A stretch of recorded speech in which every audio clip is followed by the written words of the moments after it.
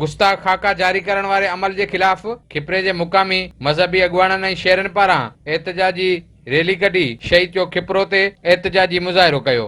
असां मुसलमान सभिनी नबियनि जी जो अदब कयूं था, पर नबी करीम जेको नबियनि जो सरदार आहे उन ते असांजी जान बि कुर्बान आहे। असां फ्रांस खां मुतालबो कयूं था त उन्हनि माण्हुनि खे सज़ा ॾिनी वञे कि पूरी मुसलमान उम्मत में जो गम व गुस्सा पाया जाता है शायद वो इस चीज़ से आशना नहीं है। चाहते हैं कि गुस्ताखाना खाके बनाने के खिलाफ आलमी लेवल पर एक कानून पास कराया जाए। कोई भी मुल्क अगर ऐसी नाजेबा हरकत करता है तो उसके खिलाफ तमाम तर इस्लामी ममालिक को बायकाट करना चाहिए।